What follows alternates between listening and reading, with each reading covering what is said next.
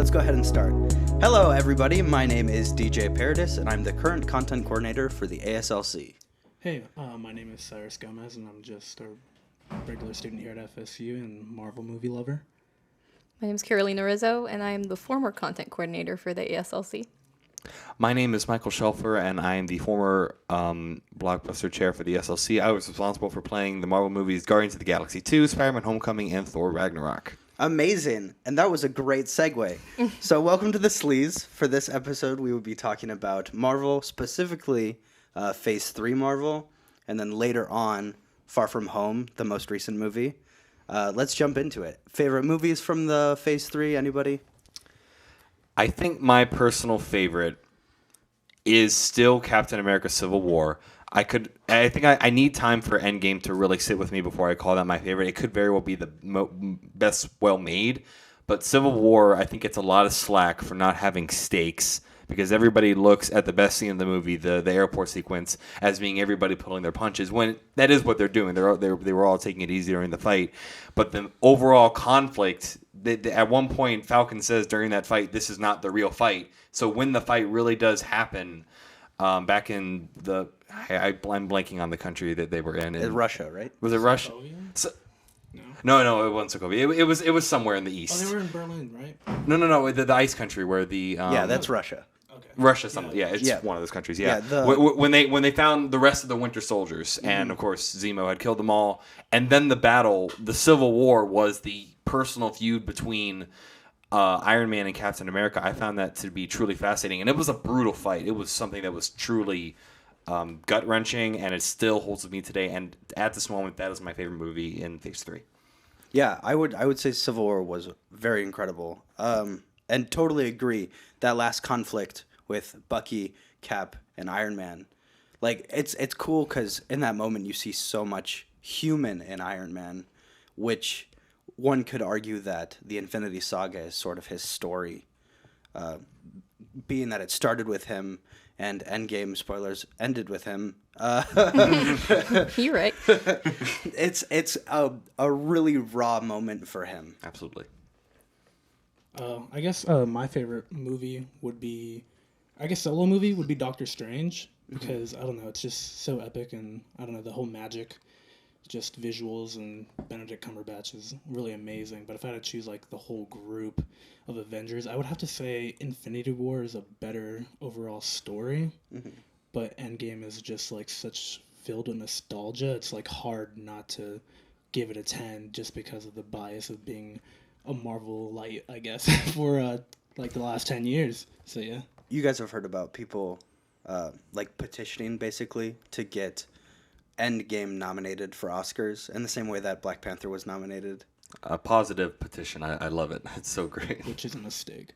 Well, a mistake. Black Panther got it was a mistake that nominated Black Panther for any Oscars because literally Infinity War crushes that movie and blows it out of the water. I mean, but for what Black Panther is culturally, what it does for like Black culture and just the representation, it's amazing. But as a movie compared to Infinity War, it's trash. I mean, I think I can see where you're coming from slightly. I did enjoy Black Panther a lot, but I think Black Panther suffers from the problem that not majority, but what a good portion of the origin story suffer from is the good guy fights a bad version of himself. And like you see it in Iron Man straight up, and Hulk, the movie right after that, everybody forgets is a part of the MCU.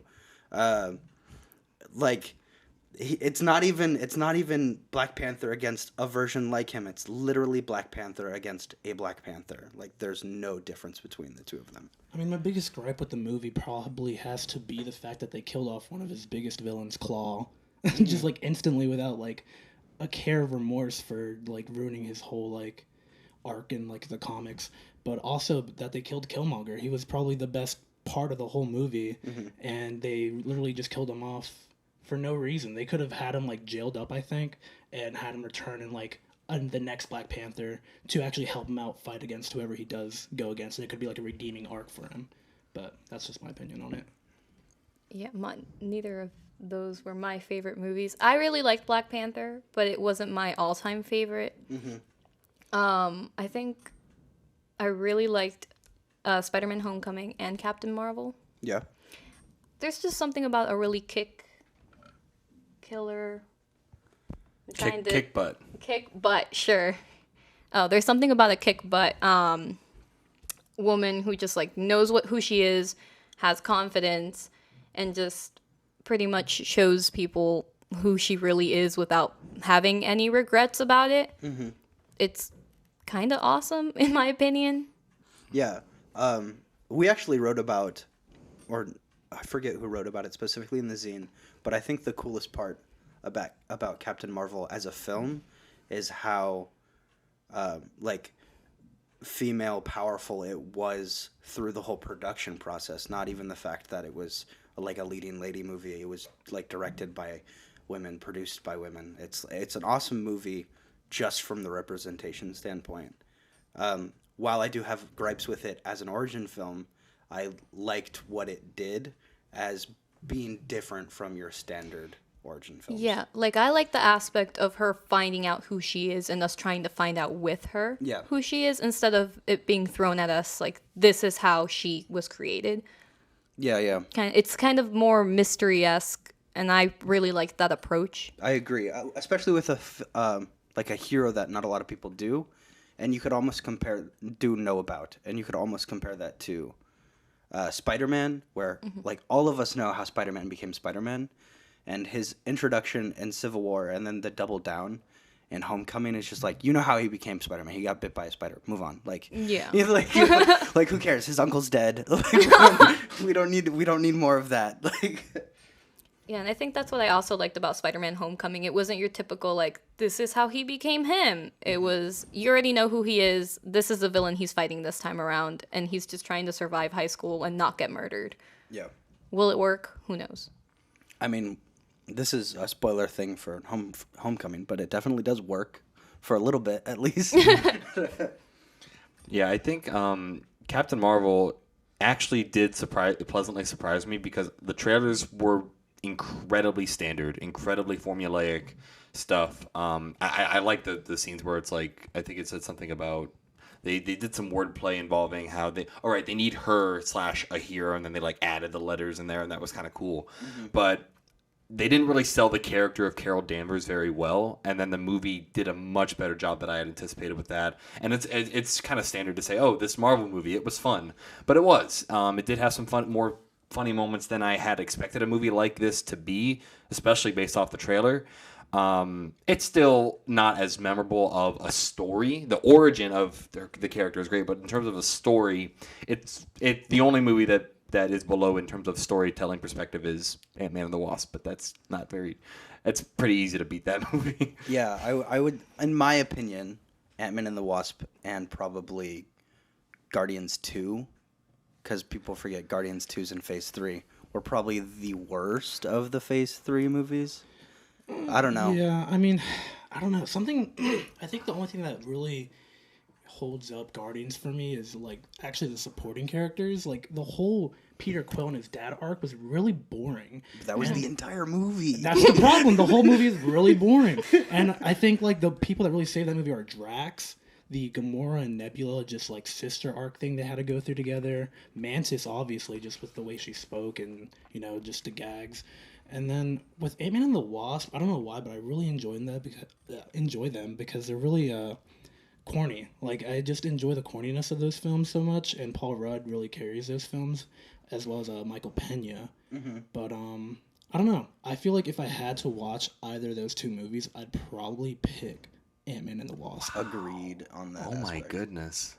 So you would take Ant-Man and the Wasp over Guardians 2? Yes. This is the weird statement for Guardians 2, but for an intergalactic, like celestial-based film, it felt so small. Like they get to the planet, and then that's the entire movie. They do nothing. In that movie's defense, that is what the entire Guardians 1 was. It's just going to 5 different planets, mm-hmm. and then they have to have a big battle, and making it more it was more intimate and small, but it was still wild. The planet the planet of Ego is something that is filled with lush, vivid creativity, and the way that they created like these scientific science fiction clay structures in the like, I don't know, the large lobby like room of Ego's planet. I actually thought Drax was one of the biggest things holding it back. He started to get annoying in that movie, I think. I thought his jokes were starting to go over the top. The whole thing about his nipples getting chafed or whatever, I'm like, that joke was made multiple times in that movie. I totally forgot about that. I also forgot about that. And that's like, it happens in the beginning when he's like, when they're all setting up to face off with this, like, I don't know, this monster, and Gamora goes, why aren't you wearing the suit that I made? It's like, oh no, my nipples hurt if I wear it. And then later on, in the climax of the movie, when he's like carrying Mantis away or some character away, the suit is strapped on him and he goes, my nipples. And I just, that was just, it went too far in my opinion there. But the thing about Guardians 2 also, somehow, I'm such a bad person for forgetting the character, the blue guy. I'm blanking. The Ravager. Oh, I know exactly. His Mary Poppins. Oh my God, we'll call him Mary Poppins. I'm so Yondu, sorry. Yondu. There you go. My audience listening to this, I am so incredibly sorry. We are talking about the Marvel Cinematic Universe, and we don't have the credence to remember the name, or at least me. I do not. Cyrus does, but I don't have the credence to remember one of the most memorable deaths in the entire cinematic universe, not counting Avengers Endgame. Because That one still hurts. Yondu's arc in this movie somehow gets redeemed, despite the fact that in the first Guardians he was just this guy that gets credit for not eating Peter. So I think there's there are so many more memorable moments in Guardians 2 than Ant-Man and the Wasp. I really can't compare the two personally. I think my biggest issue with Guardians of the Galaxy 2 is actually the fact that I had really high expectations, because Guardians of the Galaxy, the first one, is probably one of my top 10 movies of all time, because so many people thought that movie would fail based on the premise, and I just kept rooting for it because I just thought it was so weird. And not only that, but the soundtrack on the first one is 10 times better than the soundtrack in the second one. So I think my expectations were just so high to see like another explosive like movie with like these characters that when it turned into a family movie, it just wasn't what I was looking for. And I have nothing against like family movies being that sort of way, but it wasn't what I wanted from a second film from them. And I think with Ant-Man and the Wasp, they're both literally like the same thing. And I think that's why I enjoy Ant-Man and the Wasp too. I mean, the first one, Ant-Man and the Wasp, as more than Guardians of the Galaxy 2, because I had no expectations for Ant-Man and the Wasp to be any better than the first one. Like, they just pretty much served the same dish, and I ate it up just as enjoyably. But with Guardians of the Galaxy Volume 2, I ate a whole different dish that I had no, like, idea that I would even taste, and I obviously just didn't enjoy it. Now, it does have really good moments, and I also do think Yondu and Rocket really do carry that movie to better heights than it could have, than it would have hit if it hadn't had those character moments with them too. Because it was just, I think I enjoyed them like in their scenes together more than I actually enjoyed most of the movie. Something that I think is important to note, if you look at the timeline of Marvel movies, Guardians of the Galaxy is the first Marvel movie that is not a main Avengers movie. Like, that doesn't have Hulk, Thor, Iron Man, Captain America, or all of the Avengers. Which is why I feel like a lot of people were like, like, I might be able to skip on that one. And then when it released, everybody realized how good it was.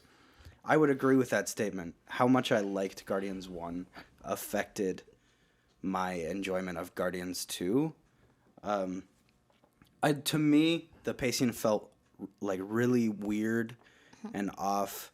I like what you did state about the Drax thing, though. Like, and to me, Rocket will always be my favorite Guardian of the Galaxy. I don't know. I just wasn't into the jokes myself of Yeah. the second movie. I thought the first movie was better. I didn't hate the second one, but just some of the jokes. Like, and I didn't hate it at all. Yeah. Sorry. oh, yeah. It's my least favorite of Yeah. very good movies. Yeah. We don't hate anyone here.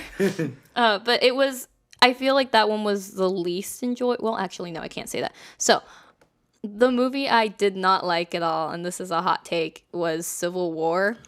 Oh. Yeah, I know. Oh. I just didn't. Reasons, please. I personally just didn't enjoy it. To me, it just felt kind of all over the place and very forced. The conflict between. Oh, I can almost agree with that. So Yeah. just when comparing Civil War to like Civil War arcs in comic books, I can see why you think it's forced. Well, between Captain America and Iron Man? Yeah. No, they've been building that thing up for years.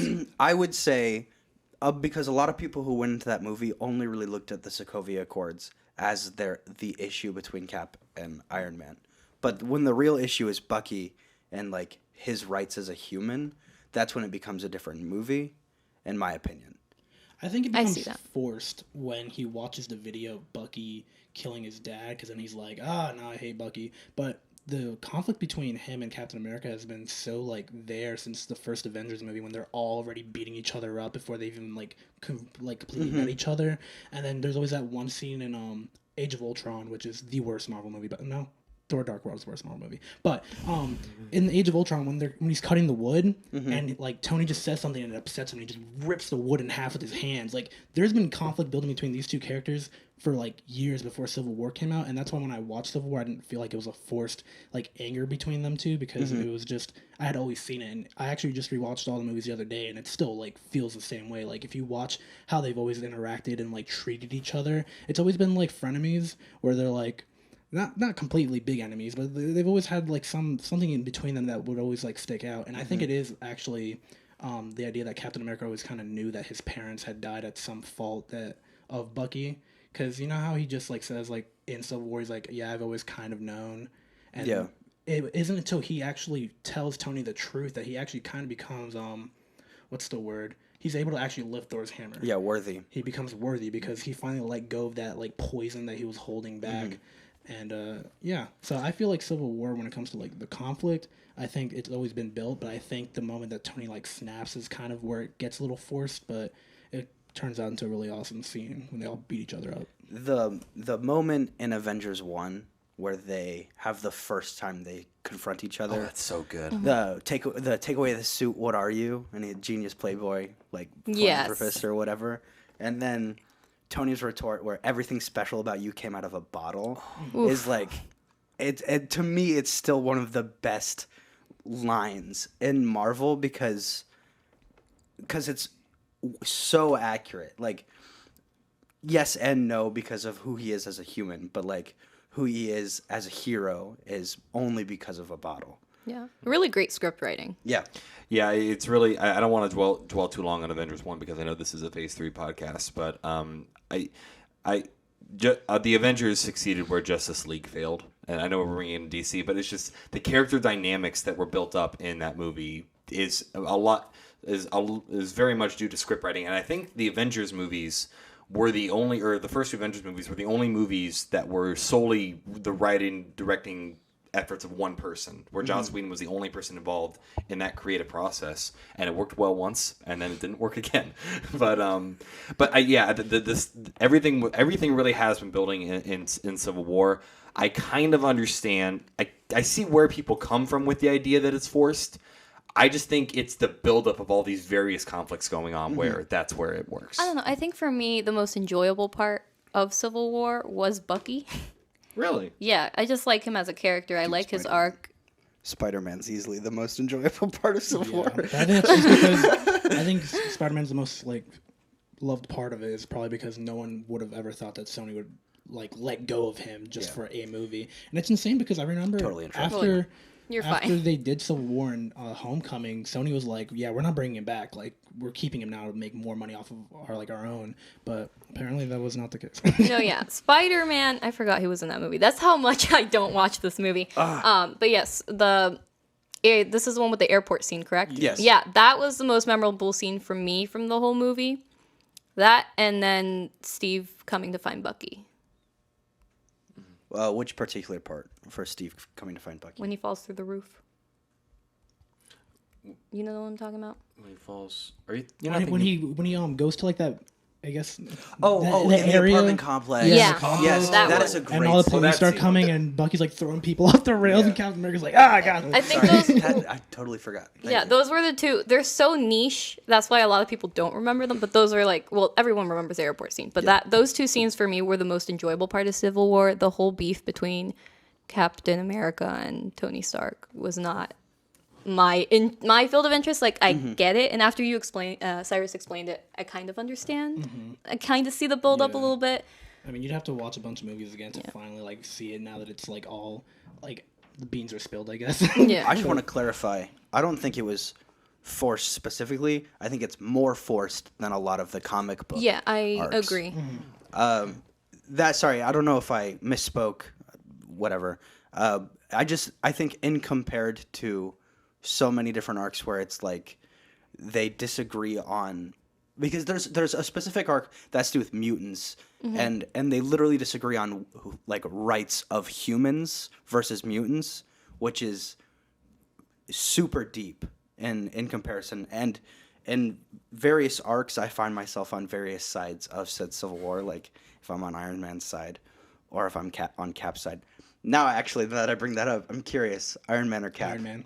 Captain America. Iron Man. Wow. At least we're split.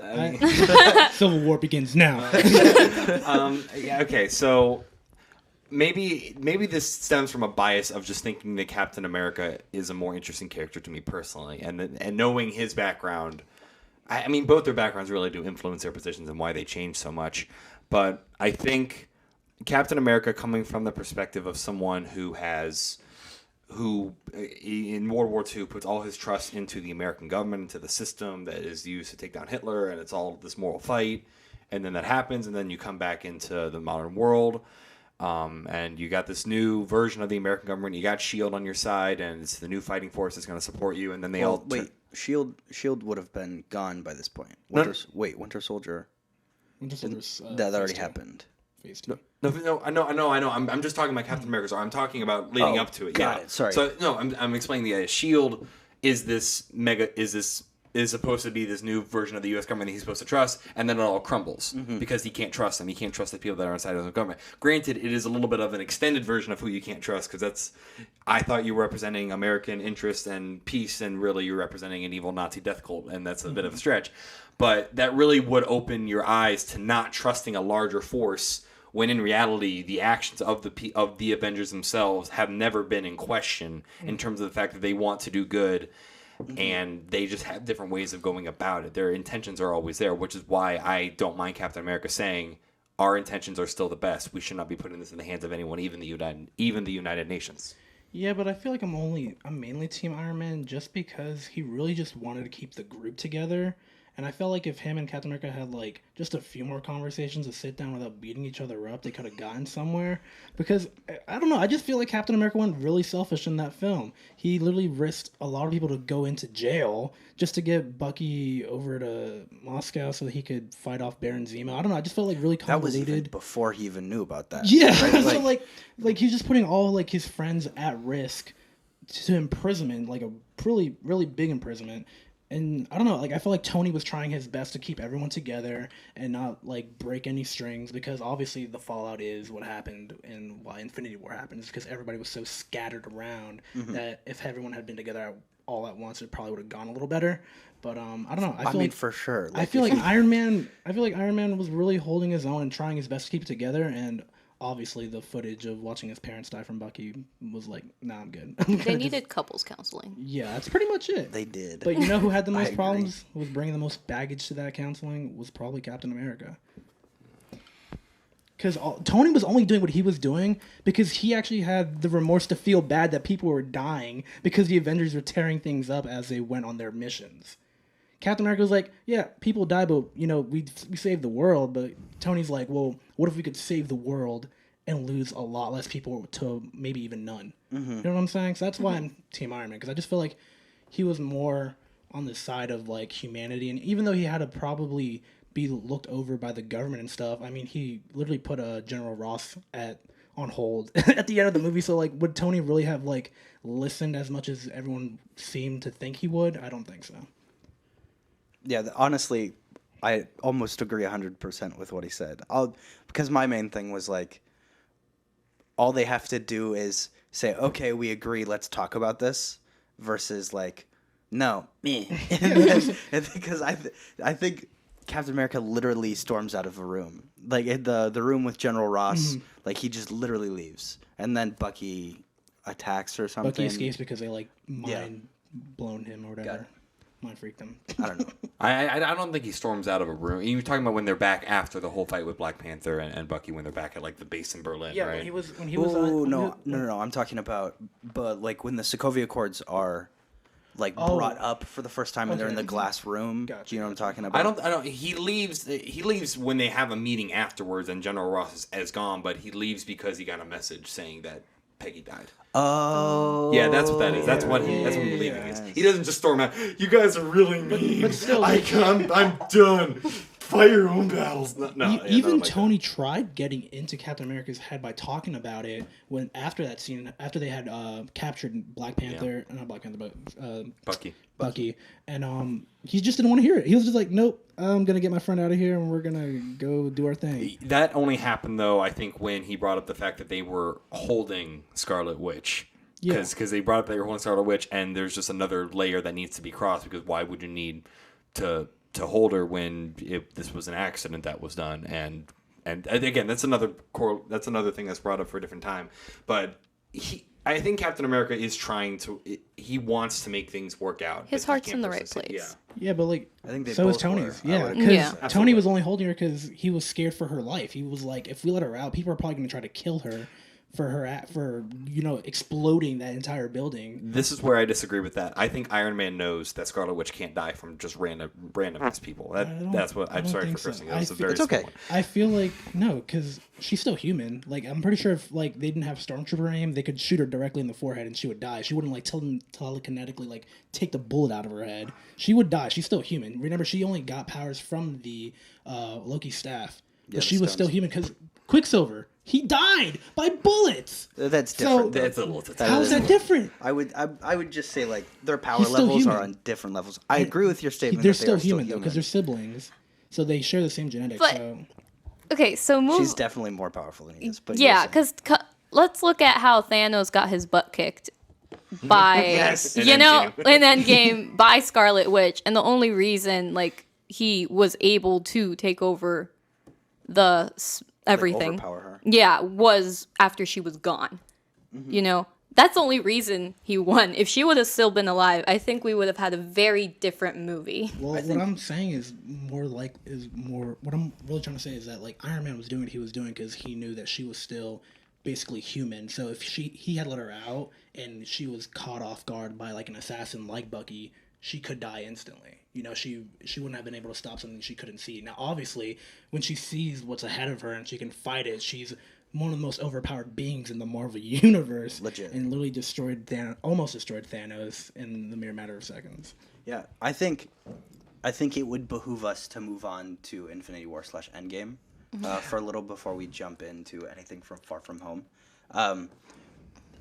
Sort of on that note, I loved Infinity War and I loved Yes, Endgame. agreed. One of my biggest pet peeves with it is they had to, and I know why they did it. It still bothers me. They had to immediately go, we have these people, how do we nerf them?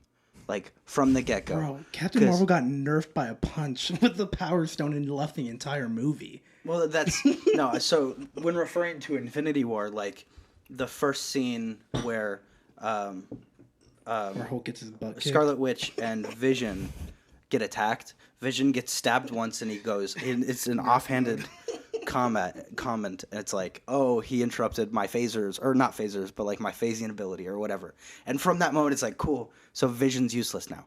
So there goes right away one of the most powerful people they have. And then for the main fight, they go, cool, Scarlet Witch, you protect Vision. And like, there's your other OP person. Those still hurt. It's, yeah. Just But Scarlet Witch does play an important part in the battle, and literally they go out of their way to say, why was she up there? And then because she does make an impact on the whole story. I just want to bring to light one thing. This is a description for one of the two movies. This is from Marvel Cinematic Universe.fandom.com. An unprecedented cinematic journey, 10 years in the making and spanning the entire Marvel Cinematic Universe, Marvel Studios, this movie, brings to the screen the ultimate, deadliest showdown of all time. Which one do you think that was for? Endgame. Infinity War. That was Infinity War. No. That was Infinity War. That was the big culmination of everything, which just speaks to how big Marvel is. Yeah. That was the big culmination, but then it wasn't. Yeah. Because then Endgame just kind of says, you thought that was big, you ain't seen nothing yet. Yeah, I mean, backtracking real quick on the whole Scarlet Witch thing. I thought it was really weird that they sent, like I felt like they should have kept back what's her name, Okoye, and Black Widow instead of leaving back Scarlet Witch. Could you imagine how? Because they basically left just Shuri alone, defenseless with like her little blaster things, with like Vision, like who's trying to like obviously get this thing out of her head. Like I feel like if they had done, I mean, obviously they did it because they needed a second movie, but I felt like if we could rearrange the timeline here a bit, if they had left Okoye and Black Widow back to protect Vision and had Scarlet Witch out in the battlefield at first, I think the whole thing would have gone a lot different. Agreed. But I think they also had Scarlet Witch there initially in case they needed to destroy the stone. Yeah, and that was the only way that is could true. be done. Yeah. So- Well, and I agree with those. I'm just upset that was the case because the one scene right before he gets the Mind Stone, Scarlet Witch, with one hand and simultaneously destroying the Mind Stone, holds back Thanos, who has 5 of the 6 Infinity Stones. Yes. Like, what?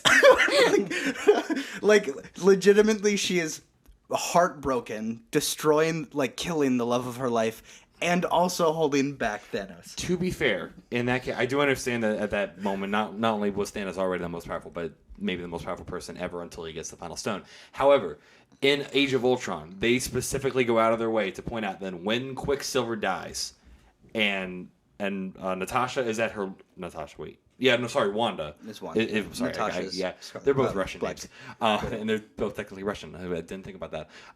When Wanda is at her lowest point, when she is emotionally vulnerable and just absolutely devastated, she just falls on her knees, and how many robot cronies does she wipe out without even trying? So that establishes, I think, that her being emotional actually helps her, which is why I can look past that slight little maybe plot contrivance that I think still can be worked out because it's been established she's very powerful when she's even more emotional. Mm-hmm. Yeah, I just wanted to point that They out. just broke my heart with that scene. I'm still not okay. It's a good scene. And it's been a long time. Vision, the only person to die twice. Literally. Loki died 3 times. I mean, not Loki. Like, The audience was sold 3 separate times that Loki died, and then twice they were told no. and now a different Loki has his own TV series? Question mark. I'm actually looking forward to that. Yeah, and they're having a Scarlet Witch and Vision TV series, which will I Yeah. guess be interesting. I'm I excited. mean, I feel like low-key, obviously. Low-key, that I think Shuri got enough information out of the like Mind Stone to probably reproduce another Vision. I just like feel like that's like a thread they can hope onto. I would hope 'Cause, so. I mean, like, I have so many she was theories almost about done. getting a Vision Remember, back. she was like, I just need like a few more minutes and I'll be done. So I feel like she might have taken out enough energy, I guess, or just processing that Vision had. And I feel like if anything, they'll probably have like this weird like Vision doesn't remember who he is or who Wanda is, and it'll probably just be like trying to give him back his memory or at least give him a new life to start with. But can I actually talk about like my biggest like gripe with Endgame? Sure. Like just the one thing that kind of makes me like I wish they did this. So when Tony, spoilers obviously, snaps all the Infinity Stones and kills Thanos, I felt like it should have been Captain America who did the snap. Now I understand why they chose Tony, because obviously they're like, oh, he started the MCU, so he has to end it off. But when you think about it, Captain America, it would have been in his character to first of all sacrifice himself for the whole team, and he also had the least to lose. Like his lover had already died like a few movies ago, and he was basically just kind of living to just help the people around him. And I felt like Tony left a lot more behind. Like he left his daughter, he left Pepper and the company, and even Peter. So like I felt like I really wish deep down that they had Captain America somehow get into the situation where he would have done the snap instead, because I felt like his use was done. Like even he knew that because he went back in time to live a whole life. Like if he had died, it would have been more. It would have been in his character, and I felt like we could still have Robert Downey Jr. playing as Iron Man today, because I feel like, I don't know, I feel like he could have still done more movies. Yeah, I respectfully disagree. I feel like Tony's entire arc, I mean, you can go back to Iron Man 1 and the build-up to Avengers, where everybody, including Nick Fury, questions his ability to like be a leader or whether or not he is somebody who would be willing to sacrifice himself, to Avengers, where he literally carries a nuke and is died and then scared back to life, like literally frightened back to life. Him going through all of that, being told by Captain America, you'd never be the person to lay your life on the line. And him going through Iron Man 3, which I enjoy and I understand why it has its issues, but like him dealing with PTSD, then like all of the crap that happens in Civil War, him finding Peter and realizing that Peter can be a better him, and then finally accepting the fact that like he has served his purpose, and like to me, him snapping is a culmination of his entire arc of starting as somebody who literally made money off other people dying to him sacrificing so much, because I think that's what makes his sacrifice so worthy. Like, he has a family now. He has somebody who loves. He has somebody he's hoping will eventually replace him. Like, and him giving all of that up. And to look at Captain America, where he has already done that. He already gave up his entire life to serve his country and to serve, like, the world. To then say, cool, you already did sacrifice so much, now let's give you a life. So Tony had a life, and then learned that it's not all about him, and I think they, like, switched, if that makes sense. Yeah, I mean, I think really, at the end of the day, for me, it's just, like, I'm such a huge Tony stan. Yeah. Like, I just want him alive, but I just, that's just how I mean, the movie I gave a 10, obviously, because I'm biased as hell, but, yeah, that's just kind of how I felt. Like, I kind of wished it was Captain America, but I genuinely understand why they chose Tony, because, yeah, I know, like, it's literally been built up from, like, every film that he's been in that, eventually he's gonna give up his life for his people, I guess. Yeah, I agree with you, DJ. I have a question for you guys. So this was stated by the Russo brothers, and I vehemently disagree with it. So it was stated that in Age of Ultron, when they're all doing the scene trying to pick up the hammer, you know what I'm talking about? Yeah. And Cap budges the hammer. They stated that in that moment he could have picked it up. I think what would have been a better story, sort of jumping back to what Cyrus was talking about, is I think he wasn't worthy because he was still lying to Tony. And in that moment he even questioned himself, which is why he couldn't pick it up. Yeah.